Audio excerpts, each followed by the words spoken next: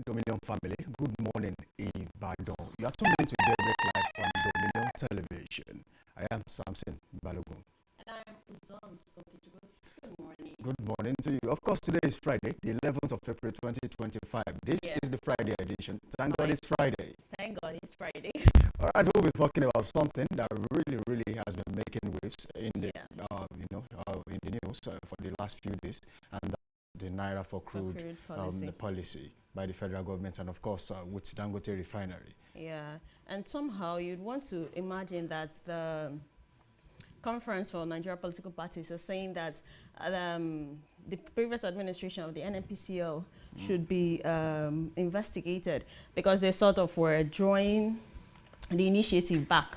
They were not actually out to make everything happen. Make it work out. Yeah, but some other persons would argue that somehow Mele Kyari's administration, they were able to revive the old refineries, the Warri and the Port Harcourt refineries. At least that should be a kudos, not saying that they were actually running around in circles for the Naira for crude. Well, we're happy actually that the Naira for crude policy is back on track, and Nigerians can actually, expect or hope that PMS would gradually start dropping. Well, this particular policy started 1st of October 2024, following the meeting by the FEC and, of course, the approval of the President of the Federal Republic of Nigeria, President Bola Ahmed Tinubu. And, of course, it was a 6-month pilot scheme that was meant to last for 6 months, and it actually ended the end of March. But the question is, why did they wait until the contract ended before a new one was renewed? I mean, before talks for a new contract was done. I think the idea of contract is that when the first one is about that is yielding positive results. Yes, why don't you go ahead? There should be a continuity. There should be an immediate continuity. And also about saying it, waiting till the end. Dangote Refinery at some point in March, they didn't even wait till 31st March, stopped selling crude. Stop selling crude in the domestic market. Yes, at Naira rates. But so some persons will wonder, it was supposed to end March 31st. What made them stop in the middle of March? Probably because they stopped receiving batches of crude from the federal government. Which makes me wonder if at all, because, some of the things we heard during the time when Mele Kyari had to step down from the social advisors to the president was that the administration of the Mele Kyari, they were running around in circles and dragging the initiative and the plan of the administration, dragging them, pulling them back and not actually making a headway. Do you think somehow like that could have led, or maybe this stoppage of the whole thing? I think the question should be, what was the achievement of the Mele Kyari-led NNPCL at the time he was there? What did they do differently to the past administration? Now, we've heard of billions and billions being spent on reviving the refineries we have in Nigeria. At least that was done in Port Harcourt, Kaduna refinery. We keep hearing these billions, and then you begin to question yourself, why can't Nigeria as a country, NNPCL as a body, supply Nigerians with the needed quantity of PMS, diesel, or whatever it is, gas for Nigerians? Why do we have to buy for so much if we have these facilities in Nigeria? Don't forget, the Dangote refinery was meant to get around 85,000 barrels of crude oil daily, and that amounts to about 11.5 million barrels in a month. So it means that if they get this at the rate of Naira, they should be able to sell to Nigerians in Naira, which means that the price is going to be affordable to the people. Now, the contract, the termination of that contract, I mean, it ended anyway. So it means that Dangote had to go back to what he was doing, sourcing for crude outside the country. And that means he was going to buy in dollars. So if he does that, buys in dollars, he can sell in Naira. Of course. It means the value for money is going to drop. So he's basically looking out for his business, and the federal government really has to help investors in Nigeria by giving them an enabling environment to do deals. Right. We truly hope that this time around is going to be, like they said, this particular term of this, what they call it now, the signing of this new deal. Yeah, this new deal is going to be indefinite, because they said it's going to be long. It's going to be for a long time, so that our naira can actually have value, because it seems like our naira has been devalued. And talking about Dangote Refinery, I think sometime last year they complained that they were not getting up to that amount, 385,000 barrels per day from NNPCL. So I truly wonder sometimes, and I'm like, even the quota for OPEC, OPEC gave us a quota. We're not meeting up to it. So sometimes I feel like probably these are some of the reasons why they had to step that administration down. Let's hope that this present administration of Ojulari would be able to do better, because a lot of persons are putting up hopes and prospects on them, and we hope that they are going to actually meet up, because you know it's one thing to actually put a lot on someone and then for him to be able to carry all these at the same time, because definitely we know that there are backlogs of things he has to do. So that's exactly what I talked about. The president, you know, probably constituting a committee that looks into what happens at the NNPCL. For far too long, there has been questions about actions and inactions within that particular body. And then you begin to ask questions, which I asked earlier. If Nigeria has a body like NNPCL, if the president, at least the last two administrations, have decided to be the federal minister for, you know, petroleum resources, which means that there can't be an oversight in the activities of the NNPCL. The president has to be in the know, knows what exactly is going on. And of course, the Minister of State for Petroleum is, I think, Enike Nwokobi, who, you know, is also experienced in that field, was at a point a member of the committee on the floor of the House. He knows exactly what he has to do. But then, if we have these people, you know, in charge, and we are still getting this kind of results, what exactly should Nigerians be looking out for? But right now, one of the things that Nigerians look up to get at a, you know, affordable rate is crude, petrol, PMS, diesel. It's going to affect a lot of things. It's affecting a lot of businesses. You have businesses who survive, even Dominion Television survive on diesel, survives on electricity. And without gas, without gas, you know, electricity probably might not be at the standard we want it to be in the country. And of course, without petrol, probably our vehicles will not move. Not be able to move. These are things, all these things are leading to hike in transportation, food costs, and all those things. So also, I feel like something I read, I think from the Punch newspaper, it said that they are glad right now that they no longer have politicians at the helm of affairs of NNPCL. You know, some persons will wonder why NNPCL is like at the center of this whole matter. It's because they are the main body, the mainstream sort of Nigeria. They're like the bedrock of Nigerian crude oil and, you know, petroleum. So we actually need them to be up and doing. Now they're saying we have more of technocrats at the helm of affairs. We hope that these people, it's not just about being technocrats. We hope that we can have a sustainable one. It's not when it goes down today, tomorrow it goes up.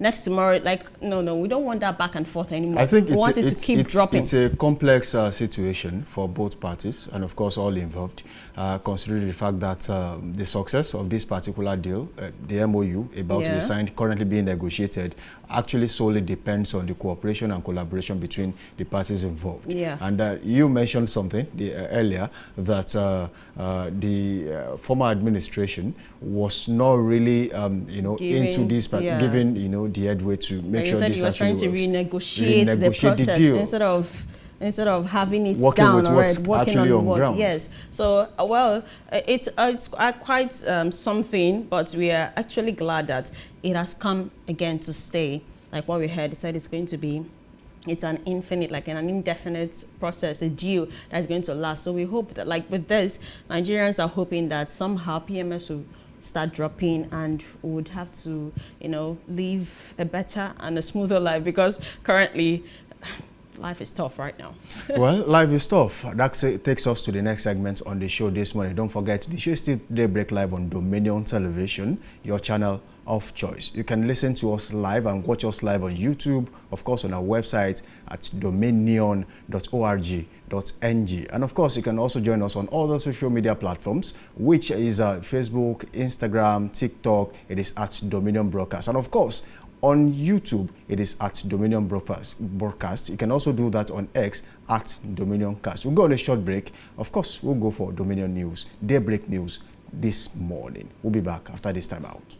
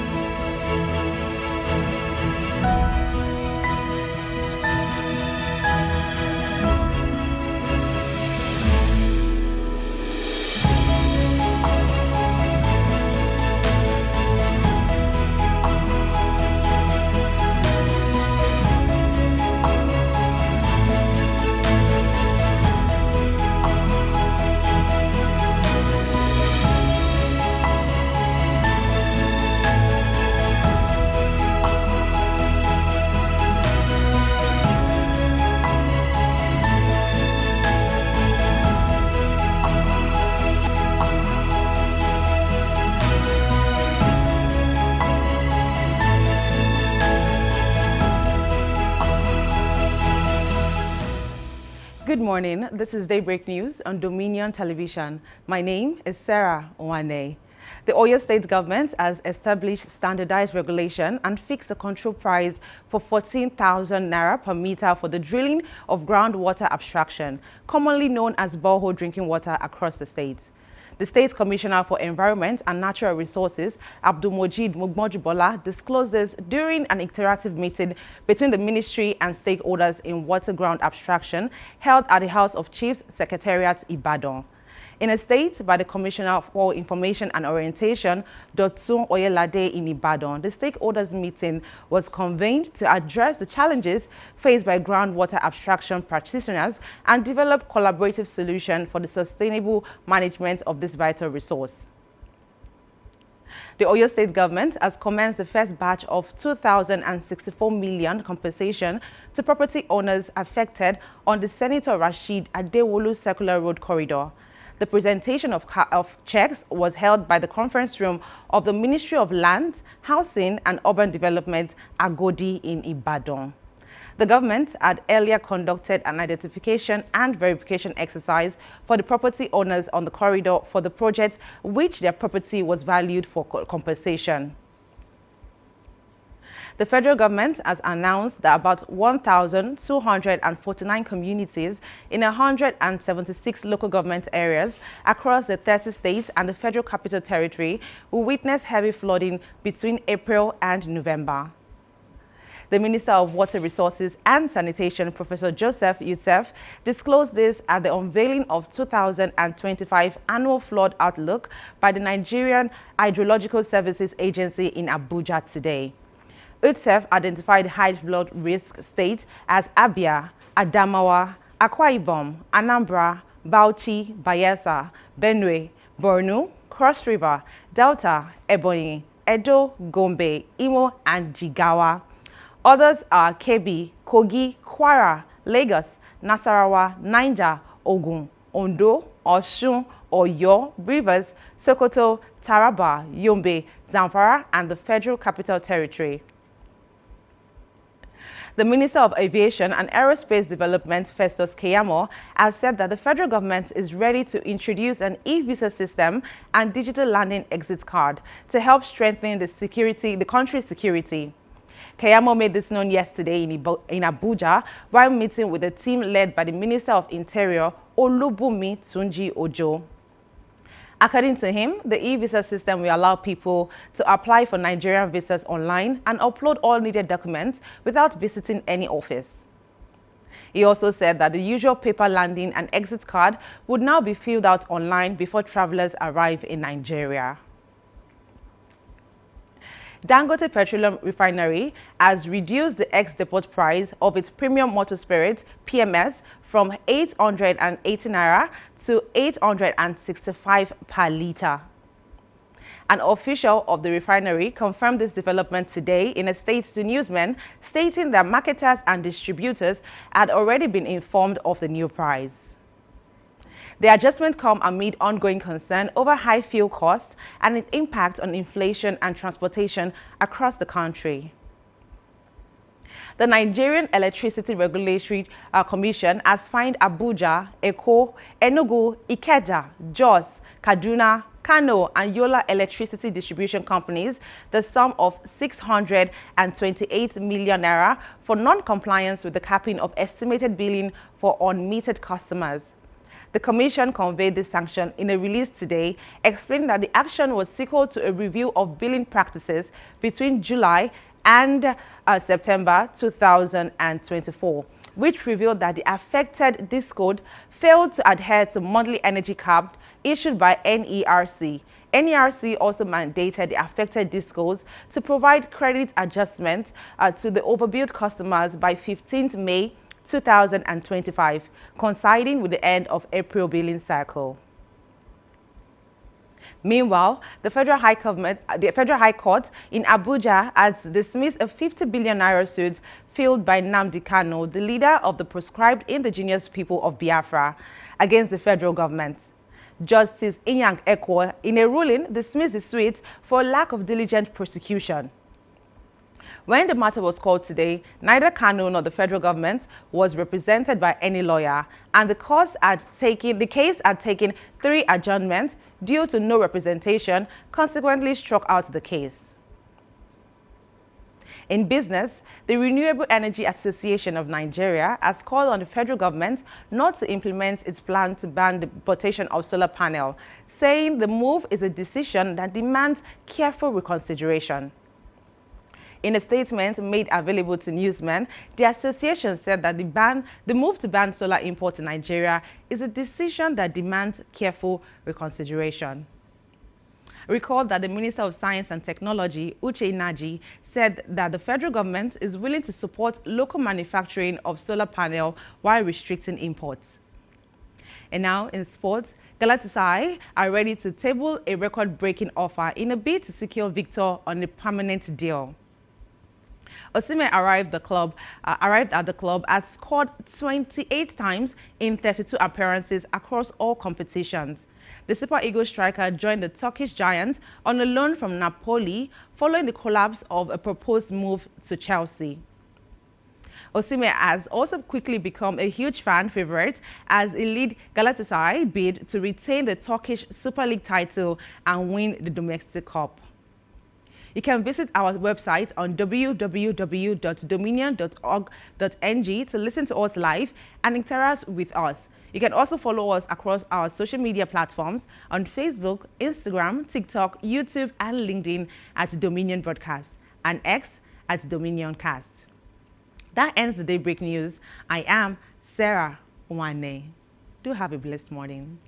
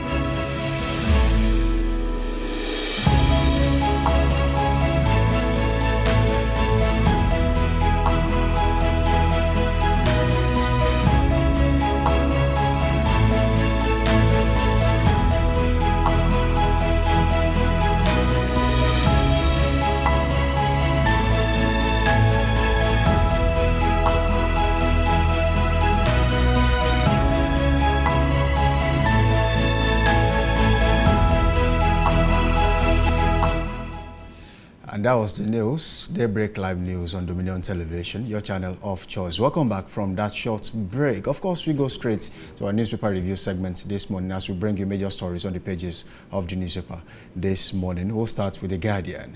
And of course, we'll be taking the first story that says Yakubu laments flawed democracies at exit at ECOWAS Pali. That is on page 6 of The Guardian this morning. And we have 2027 PDP governors meet, SDP rejects merger talks. All right, taking another story, which you'll find on page 29 of The Guardian newspaper this morning. NEC finds 8 discos, 628 million naira for overbilling customers. Okay, it's something that has been going on for far too long.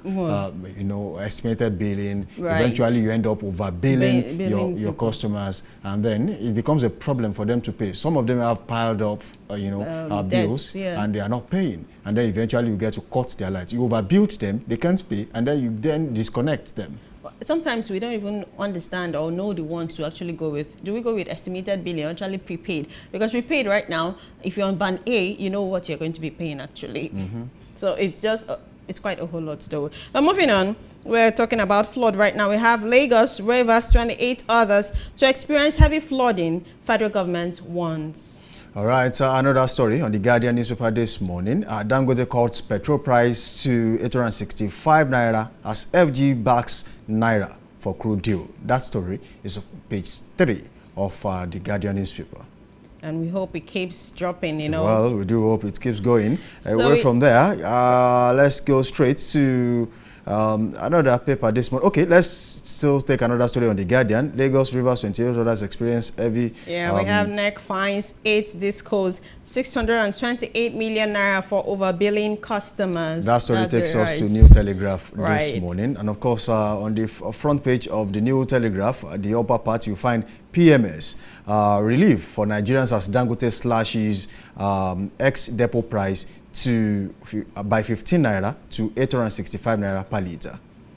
And we also have federal government, Ogun, Oyo, Osun, Ondo, Lagos, Delta, Ekiti, Edo risk severe flooding. That same story on The Guardian. You know, now we're getting about the warning. 30 states. Yeah, we're getting it. Especially areas, I think last year, the Alau Dam in Borno State actually had an issue and flooded almost every part of the capital city. That is one thing. I believe the federal government are really working hard to make sure this does not happen again. We actually in that part hope of the they country. are, because and another part which I'm really scared for right now is Benue State. You know, they are so close to the rivers, and then any slight rise in sea level could result in overflowing. Also, Bayelsa, they are also close to, recently, in the last few years, they had an issue with flooding in that part of the country too. Yeah, it's something that happens almost all the time, because, you know, don't forget, in history, even Oyo State experienced that. They call it Omiyale here in Oyo State. It happened in the past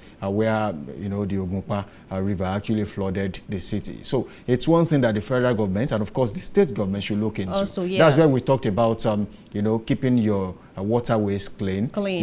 That's not the place to burn your refuse. That's not the place to burn your, you know, your waste. That is where it comes back to the citizens. We should try to do better too. It's not just about pouring everything or heaping everything on the government. We should also play our part, because, I mean, it takes two to tango. You can't just wait for the government to do everything when you're not even trying on your own part to make an effort. So, well, the other problem is, as an individual, you buy water in sachet after you are done sipping. You throw it. You just throw it that's anywhere. what we're talking about. It's becoming a problem on the city, and that's exactly why, ends up blocking drainages and all the rest. And then at the end, we have flooding, and sometimes we just always out. So we're ready to call out the government once it's something that we're ready. We're always ready, but we are not going to talk about. We forget that we also have a role to play in this. All right, ACF to politicians address hunger hardship before embarking on 2027 early campaigns. That story is on the lower third of the New Telegraph this morning. We talked about hunger. We have talked about that a number of times. You know, it has affected so many people, and then it's becoming a mindset. here in Africa, in Nigeria, in this part of the country, they are always waiting for the next 4 years. The vote is for sale, for the highest bidder. If you are bringing money, it means I'm selling my vote. Not minding the fact that the next 4 years is going to be hardship on hardship. Right. No one is going to be giving you that certain amount you paid for them to get, for you to give them your vote, and you're not going to be getting it. Not like you're even getting it yearly. And sometimes even the money is not even enough to carry you for a month. Yeah, a month. It might not last a day. It depends on what you're giving, actually. Honestly, yeah. You should understand the fact that 4 yards of cloth, a tuber of yam, or maybe 3 tubers of yam, whatever it is they have given you, 10,000 naira, 5,000 naira, 20 in some cases, really do not solve the problem. After the election, maybe a day, 2 after the election, you are back to square one, and you begin to wonder exactly what is going on. Whereas you contributed a great deal to what's happening. Because actually they make use of more of the foot soldiers, and these foot soldiers are the ones that they do not even give enough. But they give enough to those that are already capable of taking care of themselves. Well, it's time for us to stand up and be ready to speak out. We always say it, keep talking, keep saying it. Don't sell your vote, because when you sell it, you're going to be the one. You pay for it daily. Yes, the next 4 years is going to be something else. That brings me to a statement I do hear from people after the election, and they fail to get something in return, maybe from the political class. You hear things like, we worked for him during the election. What exactly was the role you played? You sold your vote. That's probably thuggery. Probably thuggery. And then you need to understand the fact that politicians will not bring their children out on election day. They won't. To cause mayhem. And you just go out there. Their children are probably outside the country, or maybe locked up in a particular house with heavy security, and then you'll be the one to go through all the stress, and after the election, that's all. Okay, let's go straight to another story on the New Telegraph this morning. And of course, Trump eats Chinese goods with 145% tariff as EU pauses retaliation. That story is on page 4 of the New Telegraph this morning. And we have PMS, relief for Nigerians as Dangote slashes ex-depot price by 15 naira to 865 naira per litre. All right, we take this story from page 2, page 8, and of course page 30 of the New Telegraph this morning. Herdsmen strike near Makurdi towards a township, kills 15 farmers. That is one thing that is becoming a major problem in the country. Insecurity. It's always insecurity. Insecurity, we can't even talk, we can't even have enough of it. Like, we can't have enough talk about insecurity, because security is top notch. I mean, you can't really go to work if you feel like you're not secured. You can't, those that go to farms, that's why it all still boils back to the fact that it's just saddening that this is becoming a consistent reoccurrence in the middle belt. Yes. Majority of the people who are being attacked now are farmers. And that affects the economy, because if there's no food, sufficient supply of food, it means that the little we have will be sold at a very high cost, meaning the people will have to bear the brunt of whatever it is that is happening in that part of the country. And sometimes we wonder if, sometimes, like, what exactly is the government doing about this? Because it feels like these people have come and they have taken over the territory. They are feeling like they are now the owners of that particular territory, so they can do whatever they want. They strike at any time. They feel like they're not going to be consequences for whatever they are doing, because they feel like they are now in charge. So are we giving them this power of what do you call it, territory? They have gained that territory. Let's look for a way to take it back. There's this thing, the power of intelligence can never be underestimated. You can tell me that the so-called supposed herders do not pass through a certain route before getting to this location. They're not spirits, of course. Of course, if they add weapons, if they bear weapons, it means that they carry those weapons from one place to the other. Why not apprehend them, get the weapons from them? See, if you add cattle, does not mean you should have dangerous weapons like guns, like swords with you. Of course, all you need for cows to move them around is just that's it. So I don't understand where this is coming from. And I believe the government of each state will report to the federal government and then find a lasting solution to the issue of farmer herdsmen crisis. So we have military rule in Niger, Burkina Faso, other setback to democracy in West Africa. Yakubu. Well, that's one thing you begin to, you ask questions. Don't forget, when the military took over in Benin Republic, the ECOWAS and of course Nigeria as a government under the current president, President Bola Ahmed Tinubu, at that time, you know, they gave out sanctions. They wanted to take immediate action in that particular part of the country. In fact, there was meant to be a military invasion in that place to take the country back from the military and hand it over to the you know, democratically elected government in that place. But then at the point they soft pedaled, you know, judging by the fact that, you know, a lot is at stake. Of course, even ECOWAS had to rethink that. So it means that, you know, even the people in that particular country never wanted intervention from the ECOWAS. If you read the news at the time, you realize the fact that they were satisfied with what was going on. But then, democracy is for the people by the people. And that's one thing people will continue to say. But looks like there is a big difference in what we think is happening there and what the people there think is happening to them. So, well, they say he who wears the shoe knows where it pinches. So probably it's not pinching them like we are seeing it from here. That's it. So on page 3 of the New Telegraph this morning, there's a particular story. Minister woos French investors with Nigeria's pro-business reforms. You'll find that story on the right side of the New Telegraph this morning, and that takes us to the blueprint. Yeah, the blueprint, and we have 2025 flood forecast. This is probably going to be on all the newspapers this morning. This is a warning to states. We have Benue, Lagos, Rivers, Jigawa, FCT, 26 other states at high risk. That's what we keep saying. We've said it before. It should not just be about a warning. There should be things that actually things that have been set down or set in place, waiting for this time when it comes, so that we will actually be able to do something. It's not just saying it's coming and there's nothing set down and nothing put in place for that. Meaning we have to be proactive. Be prepared. Yeah. We have to be proactive really about this situation. Alleged assassination plot. Akpabio petitions IG, demands Natasha's prosecution.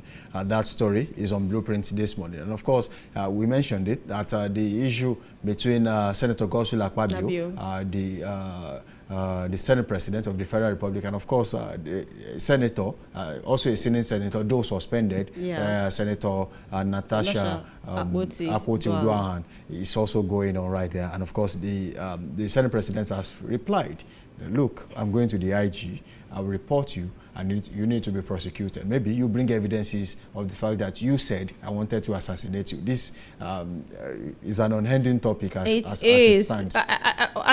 When it first started, I felt like it was something that was going to be brief and short. But it feels like every day, it's more like a developing story. So we're waiting for something new to come up every day. Always something. So, well, we'll be waiting till the court, everything, it gets to the court. So we're waiting for the court to have the final say on all of this. Moving on, we have JAMB vows to punish 180 candidates who paid 30,000 each to cheat. Okay. Well, these are things we hear often, and sometimes after seeing it on the newspaper, it just suddenly disappears. You don't hear anything about it anymore. We know about cheating. We really need to do a lot about that in this country, because it's more like breeding, you know, potential cheats in the future starts from examination malpractice. Of course. You know, if you have done it during your examinations and then nobody says a thing, then you begin to think that's the order of the day. That's a thing you can always do at every point in time, and that's becoming a problem. I think if JAMB swings into action, punishes some people, makes them, you know, scapegoats, maybe as they serve as deterrent to others, probably we will not have this kind of story. Sometimes you also wonder, how do they get these answers? Because these answers come out before the exam. Means there's a leak somewhere. Of course. So they should they should also fix their house. They should look inwardly first and find out those that are actually sabotaging this whole process and be able to start from there, because these people can't get to the hall and then try to talk to someone. The person is not ready to listen to them about cheating. If one party is not doing it, they can't do it. Well, that brings us to the fact that if you have a deep pocket and then you begin to feel like you've been losing money, then all you have to do is to seal that particular part that is leaking, and then you'll be rest assured that your money will remain intact. Of course. So JAMB should look inward. They should look inward later and find out who are the perpetrators, who leaks these results, and then maybe swing into action and see what happens on the other end. But then I feel like if there's no supply of results prior to the exam, I think we will not be talking about examination. That's what I'm saying. The way we do now. All right, that takes us to another story on the blueprints this morning. Katsina Joint Security Force rescues 10 kidnapped victims, neutralizes bandits. That's on page 6 of the blueprint this morning. And on page 19 of the blueprint, we have business news. CBN's PMI rises to 51.4% in March 2025. All right, I'll take another story on the blueprint, and that's on page 7. That story is on the lower third of the blueprint this morning. Bandits kill 3, abduct many in Benue community. We just talked about incidents of insecurity in the Middle Belt, and this is another story, totally different to what we read earlier. It means that something is going on in that part of the country, and governors in that area, Kogi, Benue, should really swing into action and make sure that things are done the right way, especially in terms of intelligence. You can't have too much intelligence at all. You can have some below what you expect, but then you can't have too much. That helps you build security. Of course, that helps you build security a lot. And moving on, we have Northeast NAS Caucus rejects exclusion from $530 million SAPZ project. All right, that's on page 6. Okay, I'll take another story on the blueprint this morning. Trump's 14% tariff on Nigerian export sparks economic fears. That's on page 19 of the blueprint. Okay, and we move straight to Nigerian Tribune. We have growing disaffection in PDP puts party's future in doubt. And the writers there, we have May NEC meeting in limbo. National leadership unable to meet act. And we also have postpones North Central, Southwest Congresses. That's on page 15. All right, I'll take this story. The World Trade Organization, WTO, wants tariff war could cut U.S.-China trade by 80%, pull down world economy. That's on page 6 of the Nigerian Tribune. We have actually spoken about this, the long-running battle between China, the United States, and of course, Russia staying on one hand, observing what is going on. South Korea, North Korea, Japan, who are also powerhouses in the economy, are also looking at the situation, studying it carefully. But of course, they might not have to bear the brunt that much, but countries who depend on these giant countries for business trades, for boosting their own economy, they might be the ones to suffer for it. Yeah, especially Africa. Yes, just like when President Trump got into office and he pulled the U.S. pulled out of UN, and somehow these bodies support, especially health-wise, support African countries with some medical, some health assistance, and now pulling out is actually going to affect us a whole lot. So aside this whole tariff and everything, there are actually a lot of things happening right now that we really need to work on, because the tariff is actually affecting us too. It's actually now China on its own, they retaliated, they also impose their own tariffs on U.S. products. So it's a whole lot. We just hope that this can be resolved amicably. All right, Uromi killings, FG, Edo government sets of fact-finding committee. That story is on page 13 of the Nigerian Tribune. The killings, for me, I think the response to crimes in the country is becoming I know it's alarming. It's becoming a major problem, and of course, I want to believe the response by the police and all involved is too slow. I feel that this heinous crime committed in Edo State would have lasted for just 2-3 minutes. It would have lasted for, I think, about 30 minutes. So if there is no response team on site at the time this was committed, until it was done and dusted, and you begin to scout the environment to look for people who you think might have had a hand in the crime, I think it's a problem. You will now begin to arrest people who were never there when the incident happened. Part of it. That's why sometimes on the norm, you say you don't think someone that commits a crime sometimes would be around the same vicinity. They might have left. They must have left. Then you come and pick innocent people around and just take them into custody, and you say you're investigating. How? And these people will be there. They will not be tried for maybe a long time. You see people, you hear some cases and they say we didn't do anything, we're just picked and we refused bail and all these things, and we're charged to court, and it becomes a long process. Before you know, they're there for 10 years 15 years, and that's someone's life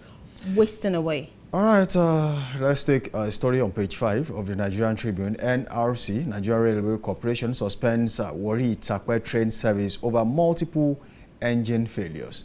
it's going to be a lot of problem in that part of the country, especially for those who have relied heavily on train services to go about their daily businesses. Don't forget, we've had people who actually now live in Ibadan, works in Lagos. They rely so much on the train service. They go in the morning and come back later in the evening. So in that part of the country, I think it's going to be a major problem for people living in that place.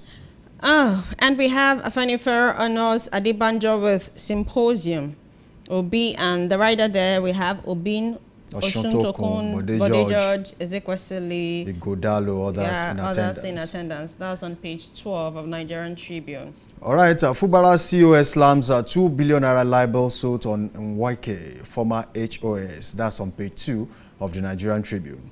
And we have Dangote Refinery slashes ex-depot price, petrol price to 865 naira. Okay, the governor of Plateau State is in the news. That's on page 4 of the Nigerian Tribune. Says attack on Plateau communities ploy to wipe out indigenous settlements. That's coming from Muftwang this morning. Okay, it still boils down to security. Security.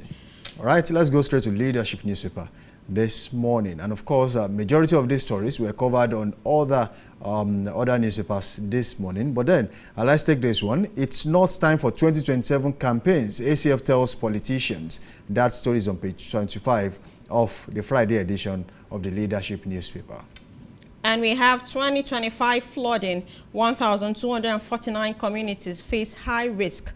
Federal government warns. Okay, another story here. That's on page 6 of the leadership newspaper. Urome killings. Kano deputy governor leads a delegation to Edo.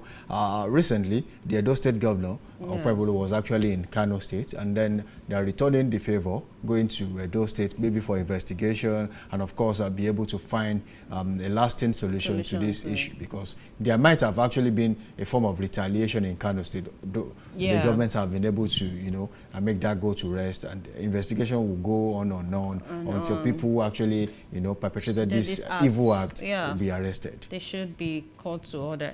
And we have in 24 hours, Trump raises China tariffs to 145%. This is really a trade war. It's a serious war, and it's actually going to affect the economy a whole lot. All around the world. Wow. 145% in 24 hours. Trump means business. And of course, he has something in mind that he feels like, until I do this, you people will not understand that I'm trying to make a statement. Okay, away from there, Benue APC crisis. I'm going nowhere. That's coming from Governor Ali Ahesent. That story is on page 7 of the leadership newspaper this morning. And straight to this day, we have JP Morgan. Decline in oil prices will push Nigeria's current account balance into deficit. And the riders there we have, says foreign portfolio outflows likely to accelerate. Says foreign portfolio outflows likely to accelerate. Fitch, trade tensions, aid cuts to Nigeria. Others won't trigger downgrades. Right, no room for distractions. It's time to build our party, declares Nadi Usman. That's the other party, talking about Labour Party in Nigeria. We have Abure in the race, Nadi in the race, and of course Apapa also in the race. They have all been struggling for the soul of their political party in Nigeria. Let's see what happens after this particular comment. They will also react. The story will develop. Probably by the end of the day, we'll see exactly what's going on there. Do you know if our politicians or our government in power actually put in a lot of effort into the way they put in effort into planning for elections, if they put in that kind of effort into the economy, we're going to actually do better. Yeah. Because 2027 is just like almost 2 years away. It's 2 years and away. we're already seeing them. We're already seeing the preparations from here. Parties are gearing from up. 2025. They should be able to inculcate or imbibe these same habits when they are in power. All right, that takes us to the story. That's on the upper third of the Nigerian This Day Life this morning. Tinubu hails Afrexim Bank's role in breaking Africa's trade financing barriers. And of course, the riders there says Africa must unlock new trade corridors, replace dependency on imports. Others, Wale Edun bank has disbursed over $49 billion to economy. All right, another rider there, Oduwole, AATC game changer for Africa's trade.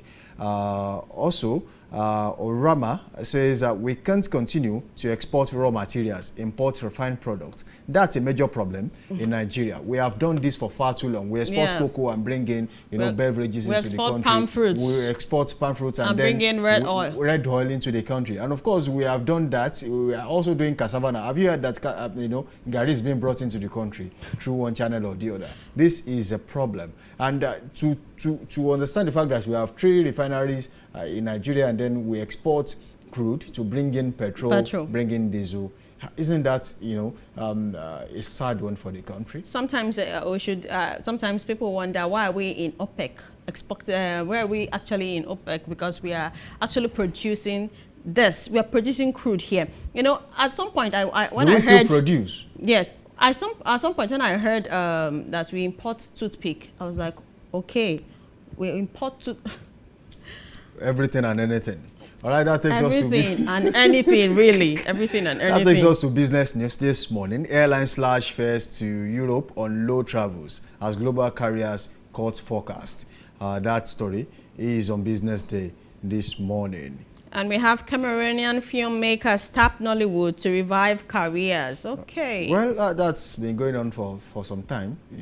The Nollywood has become the business hub for filmmakers in Africa. Filmmakers, yeah. They actually that's the leading filmmaking industry in that's a good one. At least it's a places kudos to us in the top 5 around the world. So it means that there's something good going on there. I just feel there is. The government should really invest in the creative industry to make sure that we continue to make waves just like we do. At least in one part of the facets of things we do around the world. In entertainment, we are not doing there. bad. Yeah, we are really there in entertainment. Okay, let me take this story. A relief for Nigerians as Dangote cut petrol price to 865 naira per litre. You'll find that story on page 30 of Business Day newspaper this morning. And of course, on the blueprint, let's take this sporting story.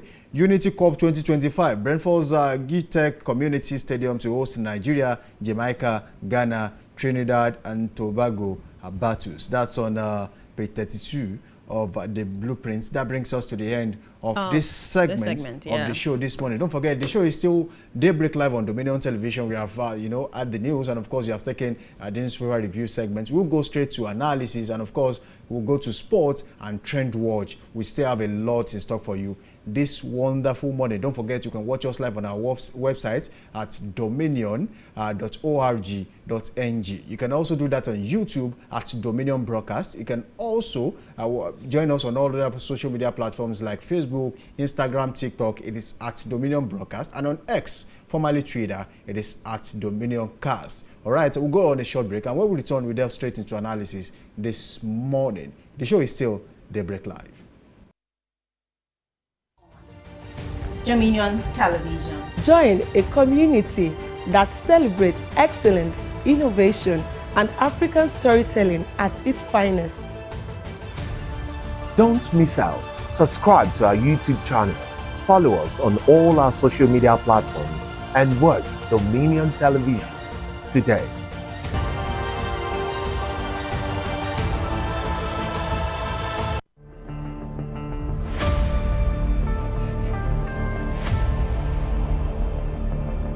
Welcome to Dominion Broadcast House, your channel of choice, with the best stories and the best songs, where inspiration meets entertainment. From powerful stories to thought-provoking conversations, we bring you content that informs, entertains, and transforms.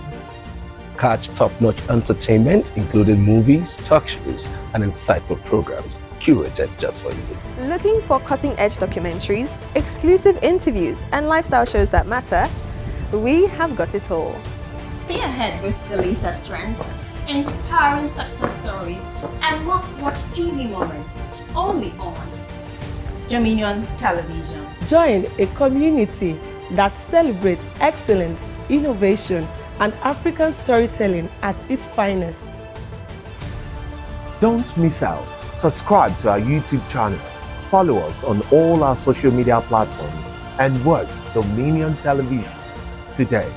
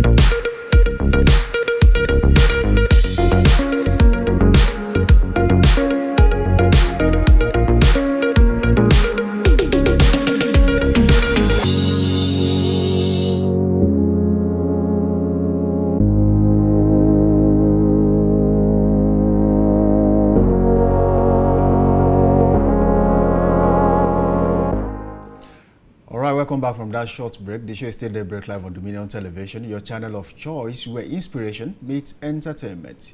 All right, we go straight into analysis this morning. I still have with me Zomso Kechuku, and of course my guest is right here with us this morning. His name is Michael Oladimeji. He's a public affairs analyst, and of course, together with him, we'll be doing justice to the major stories on the pages of the newspaper this morning. Good morning to you, Michael Oladimeji.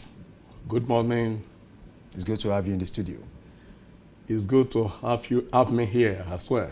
All right, we'll be talking about the Naira for crude policy by the federal government, which actually helped Dangote Refinery sell crude to the domestic petrol, PMS and diesel to the domestic market at Naira rate in recent times for the 6-month period, which ended at the end of March. Now, I want to ask you this morning, the contract ended. The federal government knew that Nigerians were going to need PMS, at an affordable rate. Why didn't the government go for a renewal of this particular contract? The deal, the MOU, could have been renewed even way before, it's ended. But then they had to wait until the end of the contract, and then they started renegotiating. Is that something you feel was right? Well, what I say concerning this crude to be purchased at Naira rate is a welcome development if government is serious about it. Yes. Based on the news I read yesterday, it indicated that it will be ongoing permanently. I didn't know where you had that. Maybe, although the first phase was meant to be a period of 6 months to test run the MOU, and after that it was going to be renewed and then probably for a longer period of time. But then they waited until Dangote stopped selling to the people in Naira until they started looking for ways to make sure that the contract actually continues.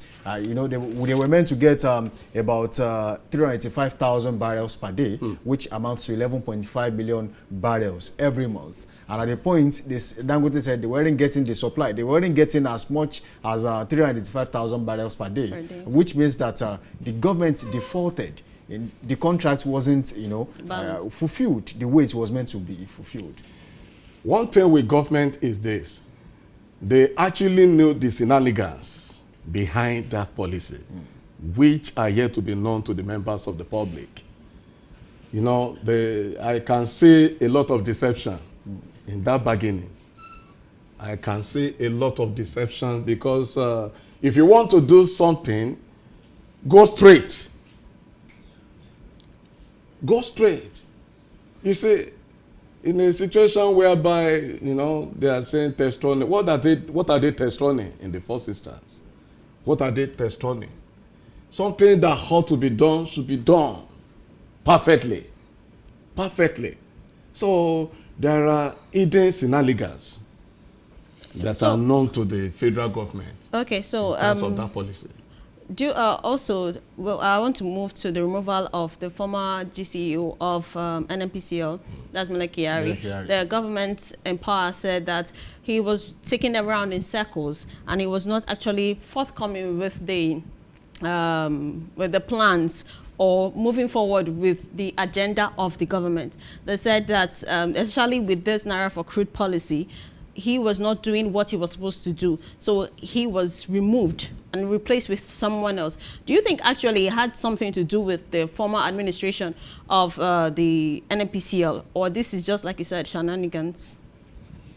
Well, you see, what I want to say is this. You remove somebody and you think that the person that you have removed overnight will not frustrate your effort. Okay. I'm telling you, Kyari will definitely frustrate the effort of the newly policy being introduced because he knew the nitty-gritties. Even when he's no longer in the system. I'm telling he has some of his boys who are loyal to him. And some of these boys, they know the nitty-gritties of everything. So this man, Ojulari, whatever it's called, is a new man. He didn't know much. Although by the time it was handing over to him some time ago, Kyari promised that he was going to work, you know, in tandem with him. But with what we are seeing on ground now, it's like Kyari is still hiding some facts. He's still hiding some facts that should be revealed to the new man. Let's talk about the power play in the NNPCL. The current president, President Bola Ahmed Tinubu, actually met Mele Kyari as you know, the point man at the NNPCL. He waited for this long to remove Mele Kyari. I was thinking if he wanted something different, he could have actually removed Mele Kyari when he came on board, replaced him with someone who is going to be loyal to his own ambitions and, of course, his vision and mission for the body. But now, he waited this long and the problem are still not gone. Do you think the president caused this whole issue all by himself by not removing Mele Kyari when people were actually shouting that it was to be removed? You know, there was a time there were calls that why Mele Kyari was still there. He was practically on the street. People were saying, why is Mele Kyari there? But then the president stood his ground, left Mele Kyari there, and now, even though he has been removed, the problem is still there. In the first instance, I want you to know quite all right that somebody put in there who happened to be the predecessors of the current administration. Bola Tinubu, predecessor of Buhari. Former president. Former president. So what people didn't know is that there were a lot of pressure from Buhari that, oh, don't remove this man. Are you saying the cabal are still involved? They are 100% involved. They are planting people who are the corridor of power in strategic places. Exactly, because they want the status quo to remain. They want the status quo to remain. So, you know, there were a lot of pressure on Bola Tinubu not to remove this man. But, you know, it has reached a climax that Bola Tinubu himself can no longer cope with, because you know this issue of NNPC issues and fuel subsidy issues. There are a lot of pain being inflicted on the member of the public, in which Bola Ahmed Tinubu himself wanted to ameliorate some of the causes. And at the same time, he wanted to be loyal to his boss. The president wants to be loyal to his boss. Yes. And there are people at the corridor of power. Yeah. You call them the cabal. Yes, yeah. They are trying to, they have vested interest in the goodies and the largesse that comes for Nigerians. What exactly is the problem? How do we stop this? How do we nip it in the bud to make sure this does not continue? Well, anyway, that's why we are here this morning. We keep laying emphasis on how things should be done. How things should be done, because people are agonizing, on a daily basis. And, virtually all the analysts, they are talking on this area of fuel subsidy, removal of fuel subsidies, and it has affected virtually all sectors. So in the course of saying this here and there, I know quite all right. In fact, it's part of what we've been saying since all this day that actually, that actually, trigger the action that was taken by the president. Okay. If they are listening, why are no action being taken? Actions that will affect the common man positively. You see, although, as I previously said, that Bola Tinubu did not want to step on toes. But now that, there are a lot of pressure here and there. So if we want to be successful, he has to step on toes. Ozoms, before you come in, I keep hearing the issue of the president not wanting to step on toes. Who is he serving? The cabal or the people? Or the people, right.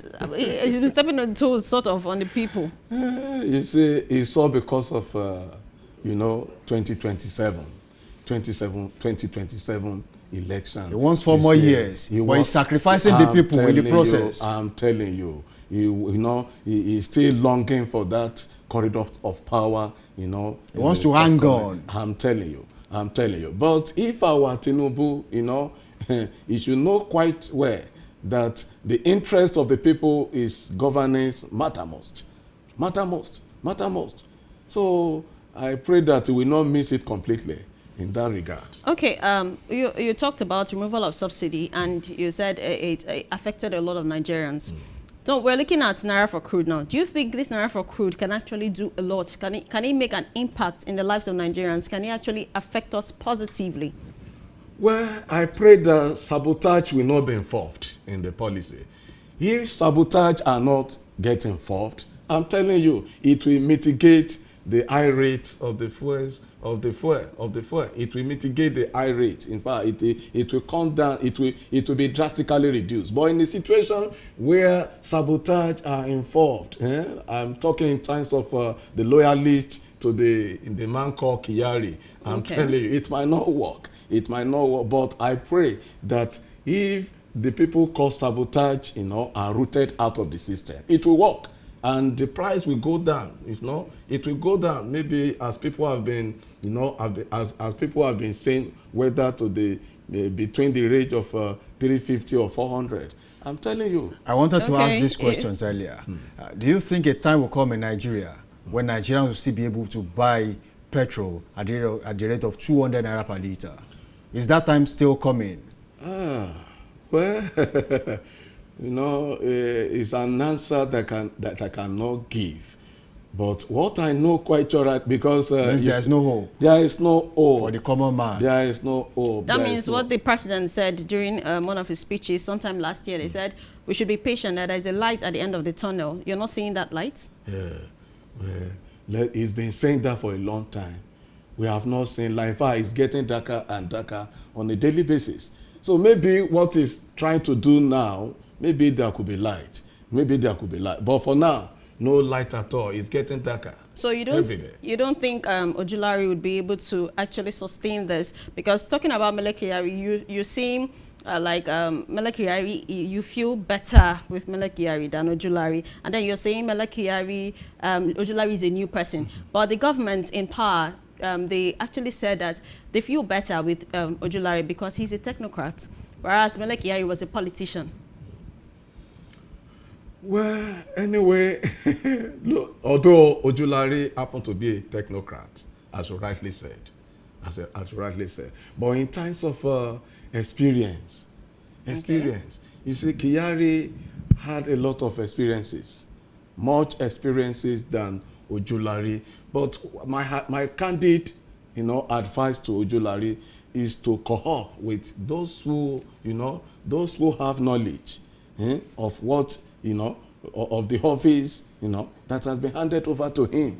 He should work in tandem with them. He should seek, assistance from the insider to show him the way, so as to be taught the nitty-gritties of how to get them done in a normal way.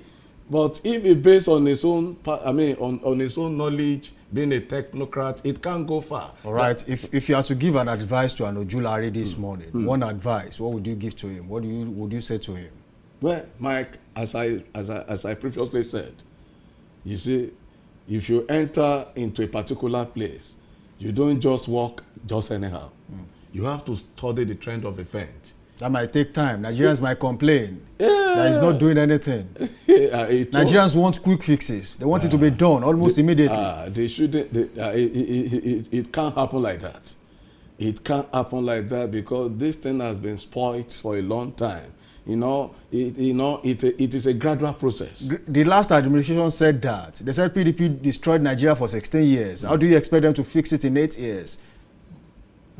Come again. Are you saying the last administration of the former president Muhammadu Buhari said PDP destroyed Nigeria for 16 years and they cannot fix it in a short period of time?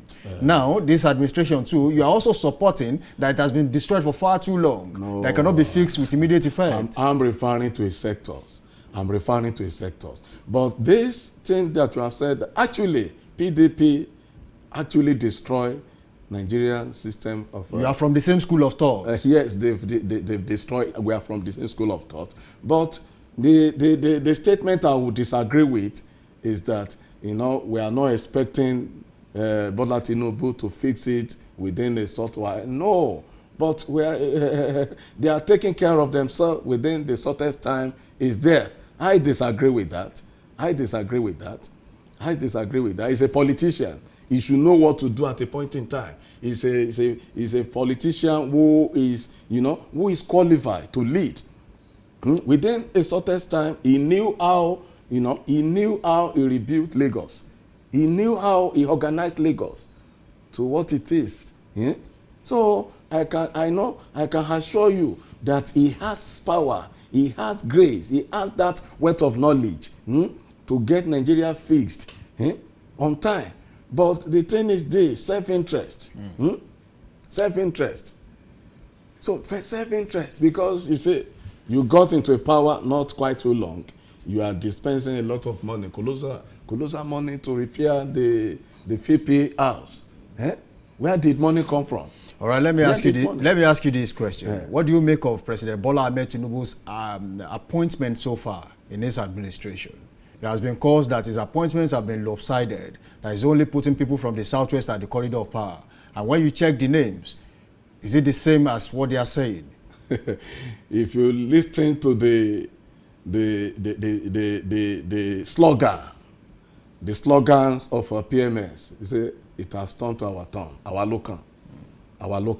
So I can't blame him on that, because during the eras of Buhari, all the people who were in the cabinet, were from the north, were from the northern part of this country, and nobody raised any eyebrow at that time. So nobody raised an objection towards that. Now that it is now our turn, I'm telling you, there is nothing wrong in that. But our people who are there, they should let the masses know, especially the region they belong to, know quite well that they are there in times of doing the normal for the masses, so as to know that, oh, our people are now setting the pace and these are the benefits we are deriving from them. So that is my candid advice to them. So there's nothing wrong. There's nothing wrong. Okay. Yeah, you know, I was going to ask you this question, but I didn't have... while you were talking, you said that Ojulari, Nigerians should be patient with Ojulari, that things have been spoiled. So are you in support of the fact that Mele Kyari was actually removed because he was spoiling things in that sector? Yes. He was spoiling things. He was spoiling things because of his own, you know, self-interest. Okay. Self-interest. He was spoiling things. He was spoiling things. Like, and, you know, there have been a lot of pressure in which PMS ignore people, you know. People have been calling him to what he didn't know. Okay. And also, you said that somehow you're in support of the "it's our time" or "it's our turn" statement. Yes, yes, sir. So tribalism, sort of, that's what people are looking at it as, with the, like what Samson said, with the appointment of the Westerners, the Southwest more in this present administration. You don't think it's sort of causing a division in the country? Why did they not cause division when Buhari was there? Why Buhari was there?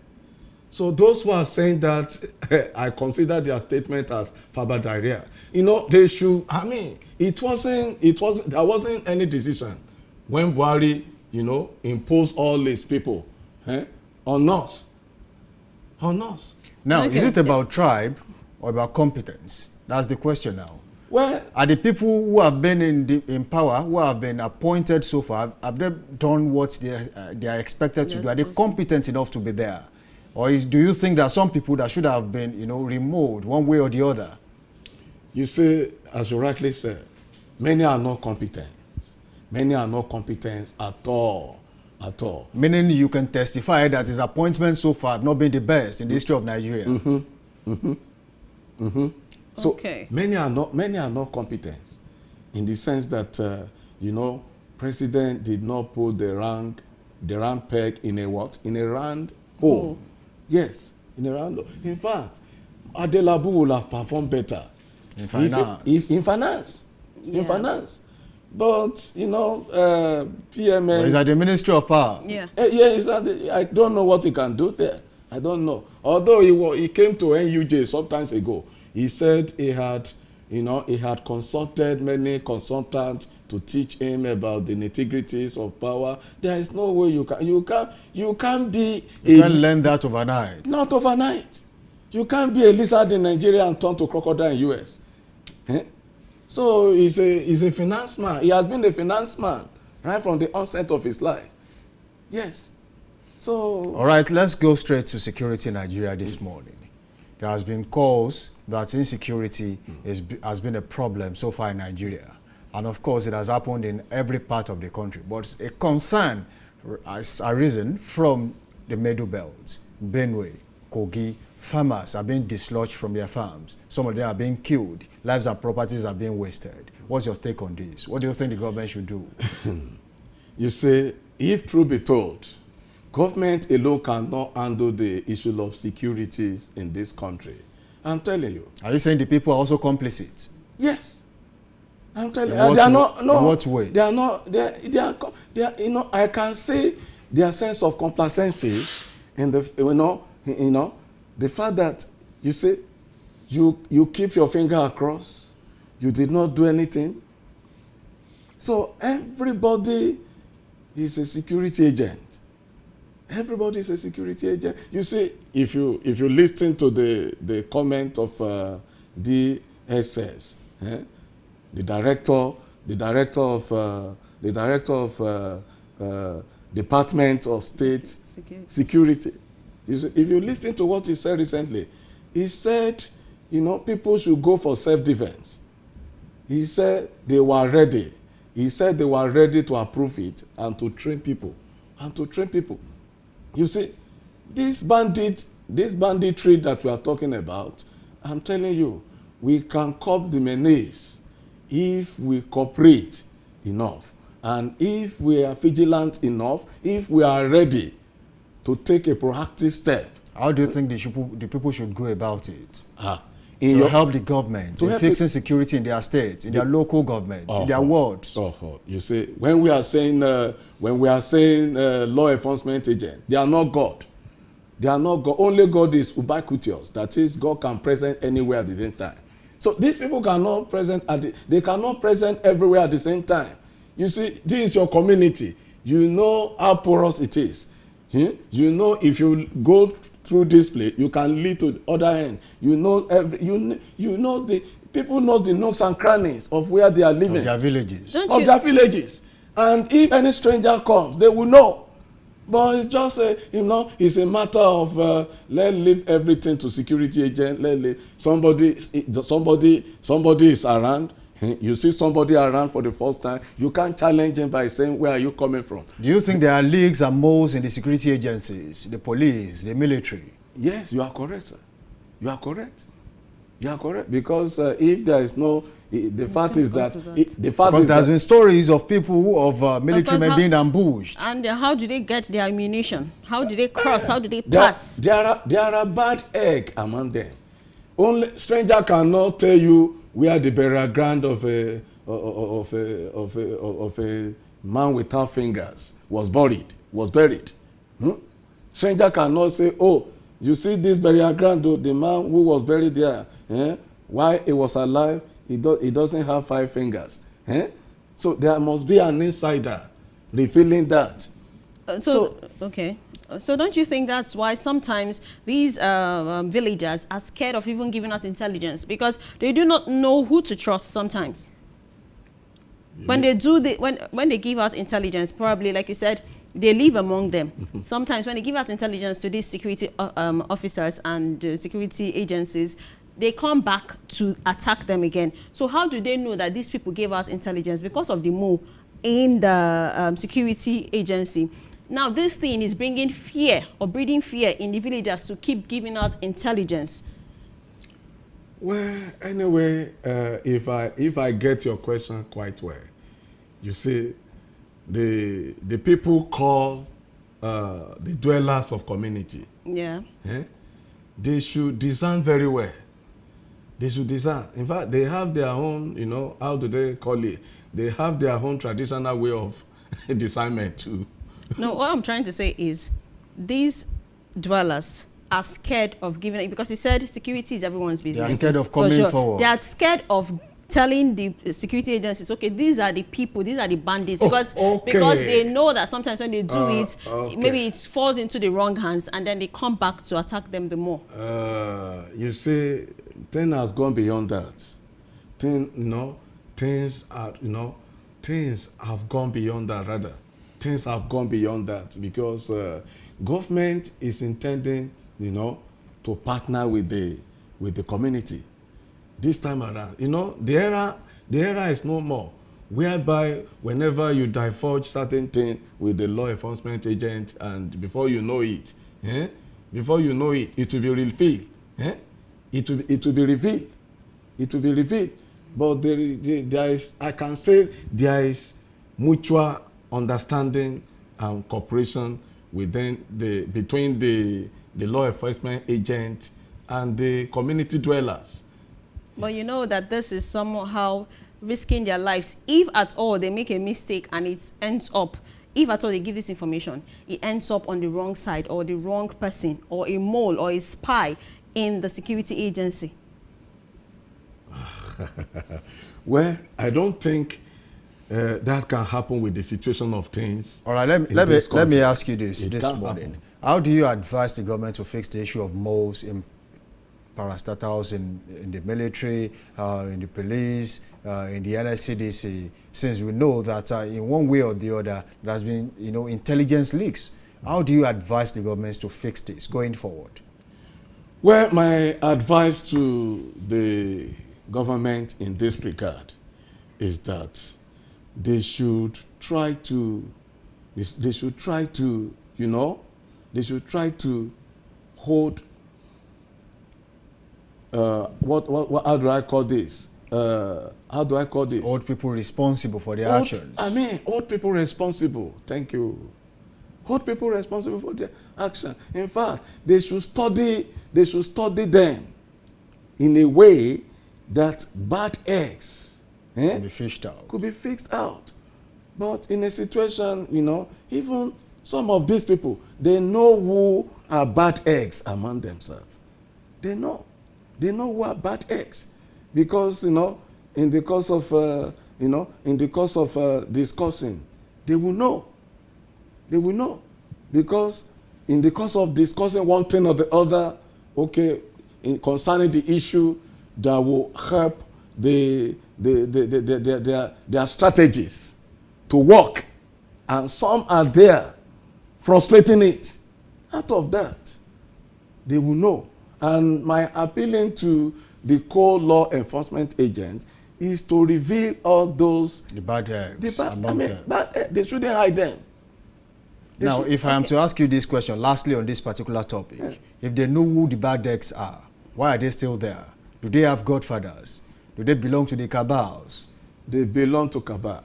In fact, some so-called CSO, or in terms of meaning some people are feeding fat on the insecurity in Nigeria. I'm telling you, insecurity is becoming a lucrative business. I'm telling you, they have seen this as a way of their own livelihood, where they are deriving their own livelihood, and that is why they did not want, banditry, insurgents, and headmen, whatever, to come to an end. Do you think they have foreign influence? They have support from abroad? Yes, there is no doubt about that. They have, like these people called Boko Harams. We discover that they have sophisticated weapons in terms of ammunitions.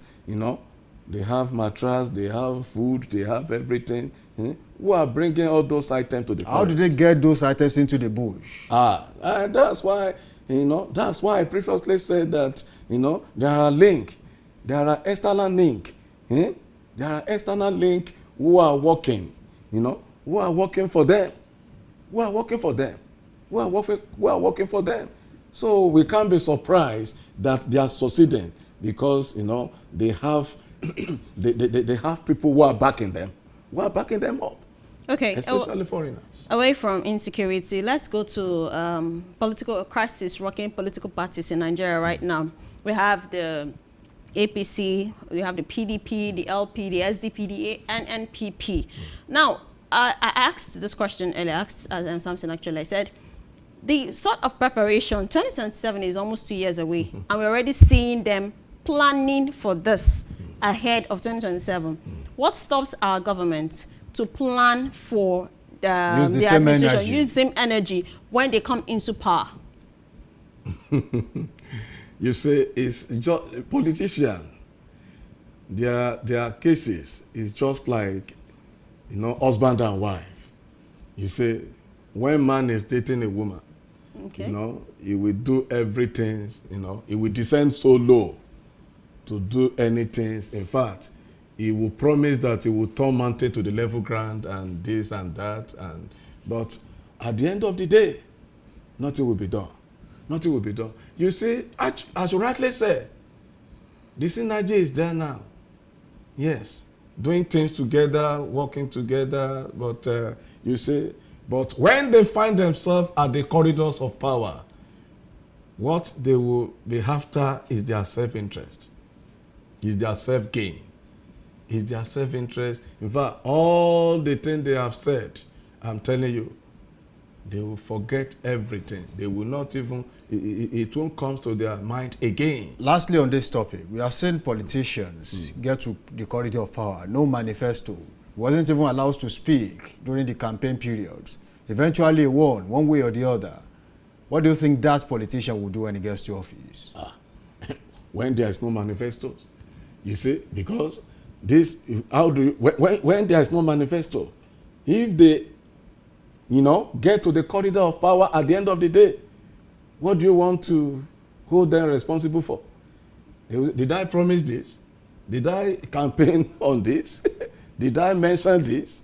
Like even this PMS himself, He said by the time he was campaigning for Buhari, he said each youth will be collecting 5,000 every year. Every month. Every month, yes. Monthly stipend. Monthly stipend at that time. And people were accusing him. I said, you said so and so. He said it was a matter of campaign then. It was a matter of campaign. So that was the reply he gave. Not that it was said by proxy. He said it. He said it. He said it, you know, carelessly on that. I mean, do you think that Nigerians actually were still sort of we're still too relaxed with things? Because we have seen this play out over and over again, where politicians come in and make campaign promises, and at the end they don't fulfill it. Yet during campaign, we still follow them. We still see people follow and encourage these promises, and at the end we don't see it. Do you think Nigerians can actually do something better during the coming 2027 general elections? Where only sycophants will be following these people again. Only sycophants, especially some people who doesn't have any job, because nobody can leave his job and be following politicians about. But you can't see elite. You can't see elite, you know, in taking part in such.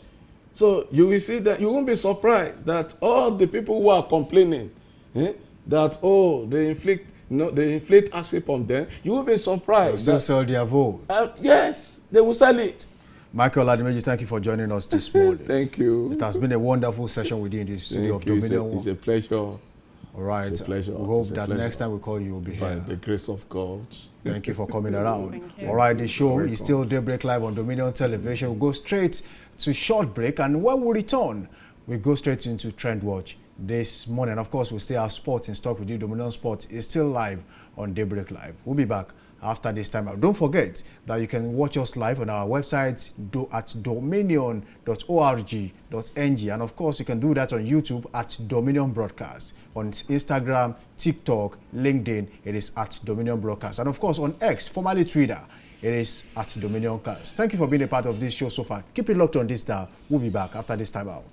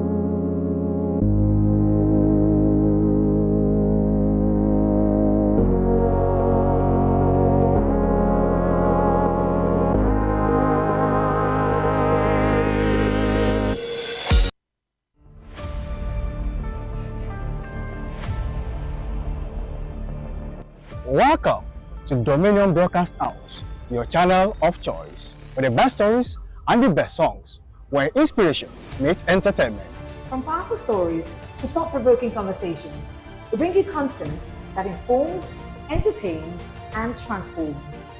Catch top-notch entertainment, including movies, talk shows, and insightful programs curated just for you. Looking for cutting-edge documentaries, exclusive interviews, and lifestyle shows that matter? We have got it all. Stay ahead with the latest trends, inspiring success stories, and must-watch TV moments only on Dominion Television. Join a community that celebrates excellence, innovation, and African storytelling at its finest. Don't miss out. Subscribe to our YouTube channel. Follow us on all our social media platforms and watch Dominion Television today.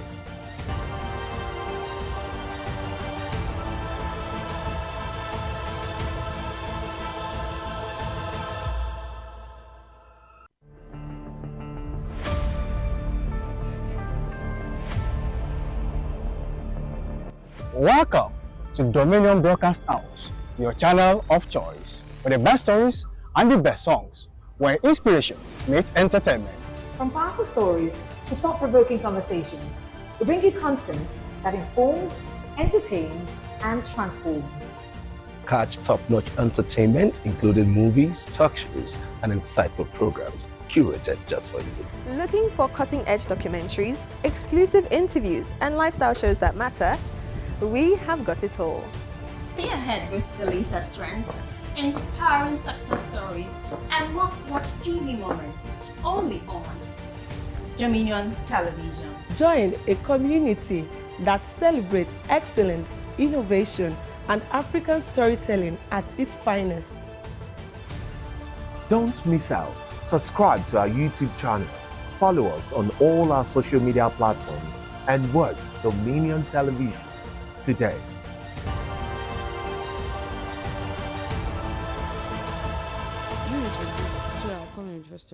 You are welcome to Trend Watch here on Dominion Television. We are here to just gist you on all that's happening on the streets of social media. So welcome, you are right on time. My name is Osara Nomasaba. Most people know me as the Edo Queen, and because it's Friday, I am not doing this alone. I have Big Mo here with me. Hi, my name is Morayolo Akintoba. Welcome to Trend Watch.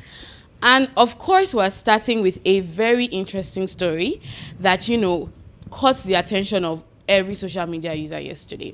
It's the story of a trending video on TikTok where a woman, exposed her husband for bringing in his daughter in the guise of his niece. Yeah. A very sad story. In the video, she was just going on and on, insulting him, calling him names. And to be honest, we understand. We get it. And I feel so sorry for her. Zara, did you see the video? I mean, I did. Interestingly, just looking at the comments before we read them, a number of people were like, the woman was overreacting. I don't think so. Because, she held his shirt, she was shouting a lot. And she was also telling the man and the niece turned daughter to leave the house, right? So, I mean, a number of people were like, oh, she's overreacting. I mean, is she not still family? If you've taken her in already, you can kukuma just accept her as your own. But I mean, it doesn't work, exactly. That way. He, came about it, lying about it. That's a high level of betrayal. Well, you broke her trust. You really crack it into it broke it so much, because if you say, oh, this is my niece, yes, I want to believe that this is actually your niece. Not me finding out that is then your daughter. I relate with her. I completely understand. So let's take a look at some of the comments on social media. Yes. We have I am Emmy. The woman was open to the niece coming over, shows she's hospitable, but the deceit is unacceptable. I agree, and I will react. However, I feel dim. I feel dim, like dim fit. Okay. Complete. Finish up. We will start over. Yeah. The girl will first leave. You bring it up. We talk about it. I think through it and agree. Then she comes in. Okay, I think I get what she's trying to say. She's trying to say she will first let the girl leave. We'll have a conversation about it. Yeah. And then we can decide whether is she coming back or she's staying where she is. Yeah. I get that. On to the next comment. Next comment is from the Rebel Rocks that says, stop for a second and imagine if this woman brought her nephew to live with them. Exactly. And her husband finds out that the nephew is in fact her son. So now, if the tables are turned truly, would people's comments remain the same, that, oh, she's overreacting? You know how Nigerians get. They will go after this woman and leave her blood dry. I mean, I saw this narrative where someone was like, after all, this niece/daughter looks older than the rest of the children. So it seems it's probably from like a past relationship even before they got married. But sir, how do you know? Exactly. That doesn't have anything to do with anything, to be honest. How do you know, really? On to the next comment. All right. This comment is from official Yetunde Bakare. Dear single parents, your partner deserves to know about your child before getting married. Yeah. Yes. See the humiliation he caused the innocent child. Even if the woman is right, now she's absolutely wrong because of the way she has handled the situation. I don't think she's wrong. I mean, that is some high level of betrayal, to be honest. High level of betrayal. So single parents, let your partner know that you have a child. I have a child. It's not a sin. You have a child? I don't have one. I don't have a child, but you know, single parents, let your partner know, oh, I have a child. Are you okay with this? Are you fine? If not, like, let everybody go their separate ways. I mean, like, it's so unnecessary. I actually think it spans from the fact that they fear they might not be accepted, especially if they know that they have either a daughter or a son before the marriage. You would rather lie now and cause problems. Not me, but some people some people actually do, you know, to conceal the truth and think they can actually carry on with it. I feel like until that is so, like, you're hiding so much already. Like, there's no need for that, to be honest. Oh well. Let's take the next comment. Final comment is from Okpe Miracle. She says, it's funny how people are trying to teach her how to respond to the hurt and betrayal from her said husband. If you are saying she's doing too much or shouting too loud or whatever, then maybe if a similar thing happens to you, then you'll behave the way you want. I mean, usually I would always say, if you beat a child, you can't tell the child how to cry, right? So I don't think we should dictate how people grieve or how people react to situations that we've not been in as well. So I mean, it's a very peculiar and interesting story, you know, but I think let's leave them to sort it out how they would. It's just that it's now on social media, so we've all seen it. We've all seen it, but let's hope that it's actually like resolved properly, because aside the man and the woman, there's also the child as well. So we actually don't know how she's feeling, if she actually knew that that's her father or not, right? True. And if, you know, she was in on it all. But let's just hope that, you know, there's a peaceful, you know, resolution to this. But moving away from, you know, family matters on social media, we're going over to Davido. Now, he's been in the news for a bit, I mean, this week, but, you know, it was pretty much all about him saying he's not going to be going into polygamy anymore. Chioma is the one for him. He has given her assurance and all of it, right? He even said, in fact, recently he said that he believes Chioma has, you know, a hold over him, because like whenever they fight, you know, because like whenever they fight, you know, things are not always good with him. But you know, we're happy to see that you know, their relationship is great. No, let them. Okay, that's this one that is makes sense. Makes sense. But now he's in the news because he's been slammed with a lawsuit for an alleged copyright infringement. Now, apparently, 4 Nigerian artists, you know, are billing him now because they are claiming that Davido made use of their song and has not settled them appropriately. So now these 4 Nigerian artists in 2022 submitted their song to Davido in hopes that, you know, he would collaborate with them, but it's like it didn't work out. So apparently, you know, someone from, you know, Davido's team made use of, you know, either their tunes or whichever, just made use of what they had sent for their own Strawberry on Ice song that was released in 2024. So they found out, and then, you know, they're like, Davido, how this is our music, how are we gonna settle it? So apparently Davido actually agreed to, you know, settle them in $45,000 US. I think this was sometime in March, but unfortunately he did not meet up with the deadline date, right? So now, I think it was April 4 that they have, you know, called him to order, expecting him to show up in court within 21 days, or he's going to have to pay $150,000 US. Now, I usually would say, aside from you just being an artist, right, do you know the business of music? Aside from just singing, you know, how can you protect your intellectual property? It's very important in the country that we do live in. Well, I think that it's because we're in Nigeria that, you know, some of these things are not set in place. Because apparently it's even a US lawsuit. So they're taking it really seriously. So Davido, you want to drop the money fast. But now people are saying that Davido was just featured on this song.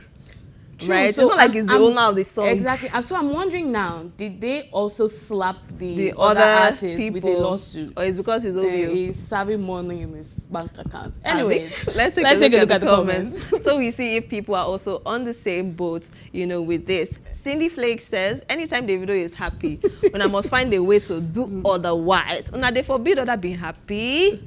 My question, you know, he already said that. Yeah. If it's when it's fight with Chioma that there's problem. Do happen. Perhaps they are in the Please resolve. So that all these things can go away. Please, Davido and Chioma, resolve if that is the case. All right, let's take a look at the second comment. Abby Frenzy has this to say, no be Davido sing Strawberry on Ice now. Then feature Baba inside the song ni. So how come? Exactly what we're saying. Did they also slap the other artists? I think there are 3 other artists as well. With a lawsuit. So it's not unfair, and it just because feels it's like looking you're as targeting. though they are going after Davido. That's what it looks like now. All right, to the next comment. Okay, A Lion 30 says 5PR is crazy. I think that's Davido's new album. Yes. So most people think that this is a way to push his. I don't think anybody would want to go through this to push an album. It makes no sense to me though. But correlation. But it's anyways, not that's A Lion's that's A Lion's point of view. I think we have a final comment, yes, do we do. Yes. Splashy Poshberry says, why are they always after the peace and happiness of Davido? He has said that when himself and Chioma do fight. So that is the reason. Perhaps. That's probably the reason. Perhaps. But let's hope that, you know, Chioma and Davido actually resolve. So that we don't hear the So we know that Davido is in the clear. But I'm sure he'll sort himself out. Definitely. But of course, as things unravel, trust us to give you We'll give you the nitty-gritty inside, outside of the story. Precisely. Trust us for that. But I mean, it's Friday, TGIF. Whoop, whoop. Thank God it's Friday, but it's also Flashback Friday. Yes, so we're going back to the 2000s. Now, if you look at the screen, we've got some delicacies. So it's not like we did not give you food. We didn't give you food to eat for the weekend. Do you understand me now? On the screen. Pick your choose. So, I mean, recently we've seen like, you know, we're going back in the with, you know, these biscuits that we usually, you know, I believe we can all remember these biscuits. So it's not like I'm old. Madam, I'm old. Please, hello. Sweet 16. So yes, you know, these are like biscuits that we used to consume back in the day. And I mean, people were just talking about it and how like reminiscing it's been so far, and we can see some of the comments and just see how people enjoyed this even from back in the day. Yes. So yes, Digital Bella says Speedy all the way. Okay, yes, people were asked to pick their preference from all of it. Speedy all the way. Pharaoh says Speedy Bakers. the chocolate one. That's like dots. Yes. One. Dr. Farouk says Omona Speedy and Fish Leo. I don't think I ate the fish Leo. I don't think I enjoyed it so much. I think there's another one that was quite the nice. Upgraded version of it. Yes. Lord Tosin B says I saw Speedy today. Look, where? Looks like it's in the market. This billionaire, Swiggy Cats billionaire, says Bakers, and Caleb Joshua says Bakers and Fishley. Last comment. Temi says Oken is the king of all Nigerian cookies, past and present. I don't think I enjoyed that thing. It was so hard. To be honest, it's actually only Speedy that I can vividly remember. Honestly, the taste. Yes, it was really nice. It was chocolate biscuit. That is all we have for you on Trend Watch this morning. My name is Murayo Oluwakintoba. The Edo Queen signing out over here, heading back to Samson and Zones. All right, welcome back from that part of the show. That was Trend Watch with Osare and of course Murayo. It's been a wonderful one right there. But then you wanted me to do my pick, but I won't be doing that right here because they did not pay for Right. Yeah. Trend Watch. All right. Okay. You want me to do my pick? Yes. Okay. I will do the chocolate one. Oh. And I'll do Speedy. man of culture. Speedy. Lovely. All right. Thank you for being a part of this show. Thank you so much for having us. All right. Moving on. The show is still Daybreak Live on Dominion Television. This is where inspiration meets entertainment. The show continues after this short break as we go for Dominion Sports. Freeze the floater, very valuable challenge.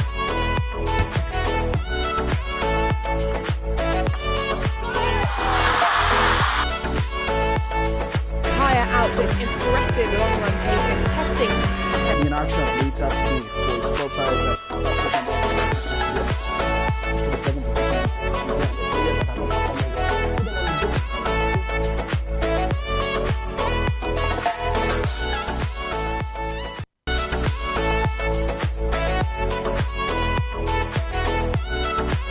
Captain, the ball at his feet. Fernandez steps up. Manchester United take the lead against the run of play.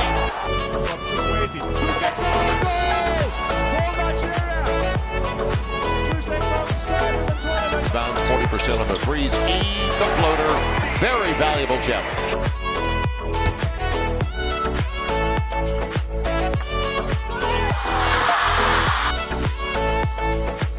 Outputs impressive long-run pace and testing. In action later today for Sportside.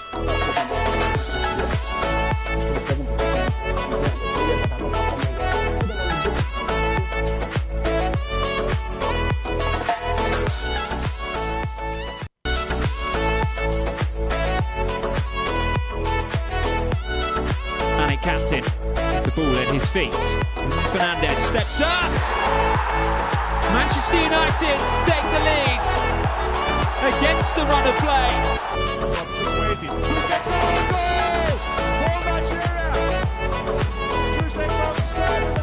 Bounds 40% on the threes. The floater. Very valuable challenge.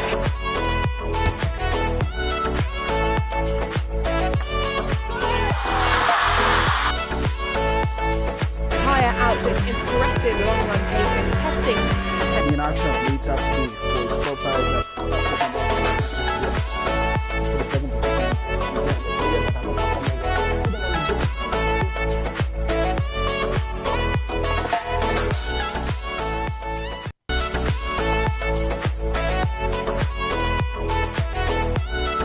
Mane captain, the ball at his feet.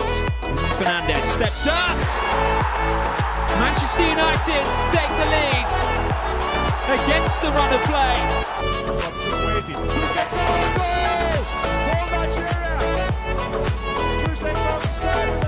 Bounds 40% on the threes. The floater.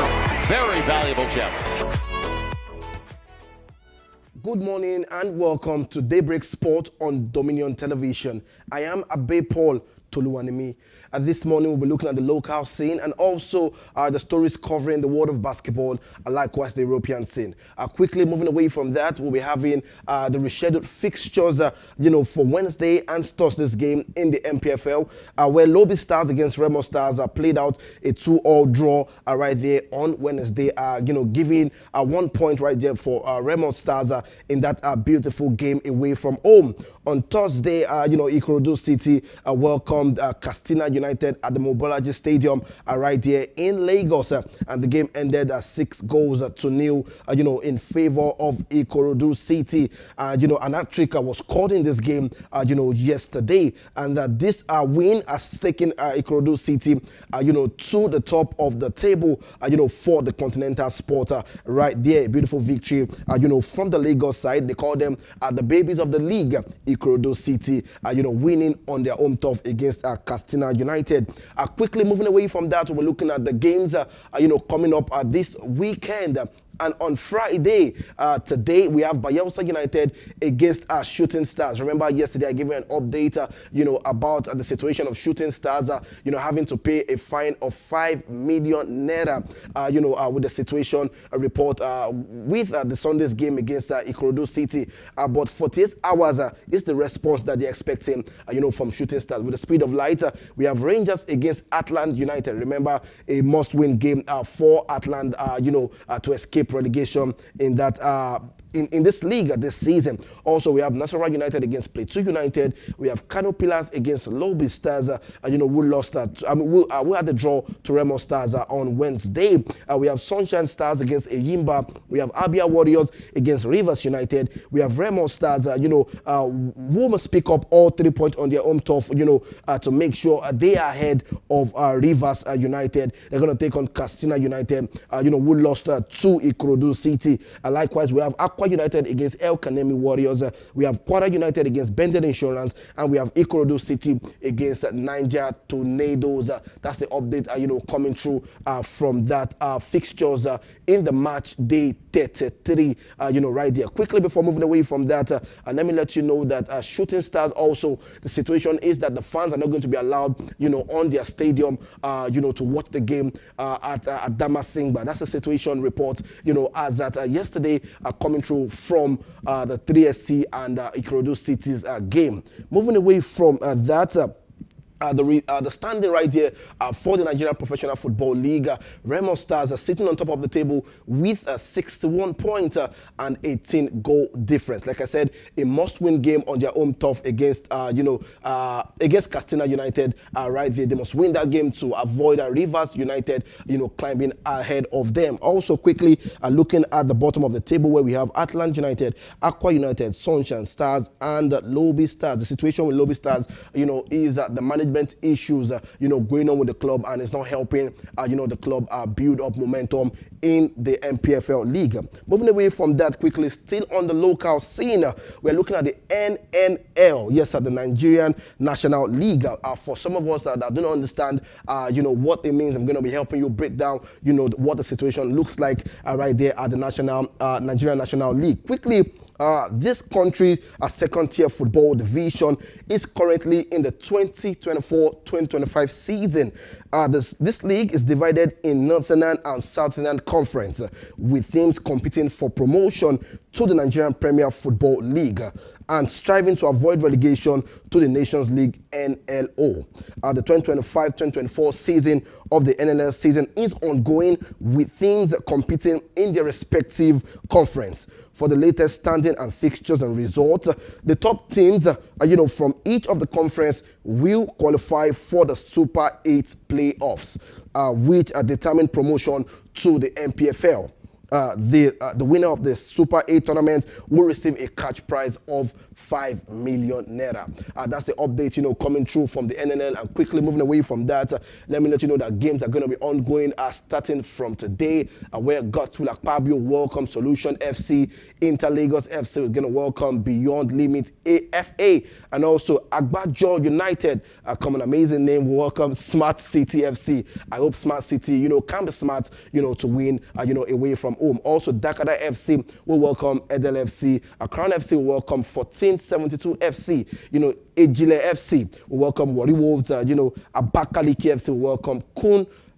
Khalifat FC also. Wiki Tourist against Gombe United. Mighty Jest against Sokoto United. And the likes like that, we have Yobe Desert Stars against Doma. We have Kada Warriors. We have Osun United against Sporting Lagos. And we have Madeira against Gateway United. That's the update, coming through, from the fixtures right there. Quickly, looking at the table, like I said, each of these teams are going to qualify to play a playoff game, which will promote them to the MPFL come next season. So this is what it looks like in the Conference A, where we have Wari Wolves against, Wari Wolves are sitting on top of the table, with 23 points, and also Smart City. It seems they're smart. Also sitting, second on the table with 21 points. And so most likely we're going to have these two teams, battle it out for the NLO next season. Also, we have Kun Khalifat and also Osun United doing great things there in the Conference B of that table. Moving away from that, also we have the Conference C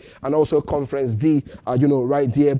On the table, log, we have Wiki Tourist against Gombe United, doing great things right there for themselves with 14 points, and also Gombe United with 12 points. And also at the Conference D, where we have Basira, amazing, and Doma United also sitting on both points at 13 on the log table. The Sporting family are straight into action. We are heading straight into the CAF Confederation League.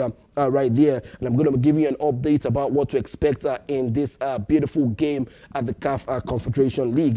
The CAF Inter-Club competition eats up as semi-final looms. The situation is that the African football is set for a thrilling week as the CAF Champions League and Confederation Cup reaches the semi-final stages. Meanwhile, the CAF Confederation semi-final is going to be held on the 20th of April, where we'll see Tanzania Simba FC, take on the package Stellenbosch FC of South Africa, right there. That's the situation where we are seeing the Simba FC and also, the South African side, take on each other. Also, we're going to see the former champions host Algeria, CS Constantine, right there, sitting right here. And also, we're going to see them take on the big dogs right here, FC Kraba. Also, this is going to be a beautiful game to look out for in the CAF Confederation League. Moving away from that quickly, we're also going to have the CAF Champions League, where South African giant Mamelodi Sundowns are going to face off against record holders Al Ahly on the 18th of April in a clash of African heavyweight. The same day, we're going to have Orlando Pirates will battle Egypt Pyramid FC. This promises to be a fierce battle with these two sides. So that's what we're expecting right there at the CAF Confederation. Mamelodi Sundowns against, Al Ahly FC, and also Orlando Pirates against Pyramid FC right there. Moving away from that, like I said, I have the world of basketball, coming through you from Daybreak Sports right now. We're having the big game in the Kalahari Conference League, where our very own, the Rivers Hoopers, are doing great things right there against FUS the Rabat of the Moroccan side. Remember, Morocco are the one hosting, this conference game right there. Like I said to you yesterday, I said, this is a must-win game, for the conference league for our very own Rivers Hoopers, and have done great things there, winning this game 79 to 71 points right there. With the speed of light, we're heading straight into Europa, where we're going to see the result for yesterday's game. A beautiful encounter, Bodo Glimt against Lazio.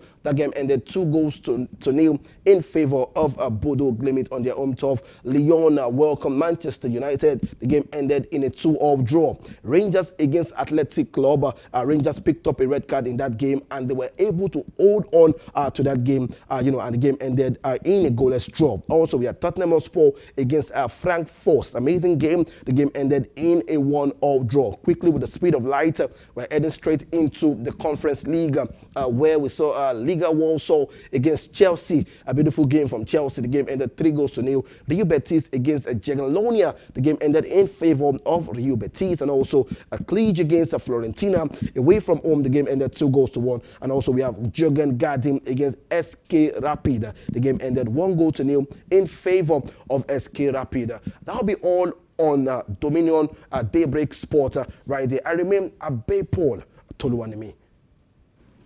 All right, thank you to Luani Abe for Daybreak Sports right there on Dominion Television, where inspiration meets entertainment. Yes, it is time to say our BY here on today's edition of the show. We say a very big thank you for being a part of this show so far. Until tomorrow we shall be meeting, I'll say keep being fit, keep being safe, and keep being nice out there. Samson Balogun is my name. And I remain Uzoms Okechukwu. To have a lovely weekend.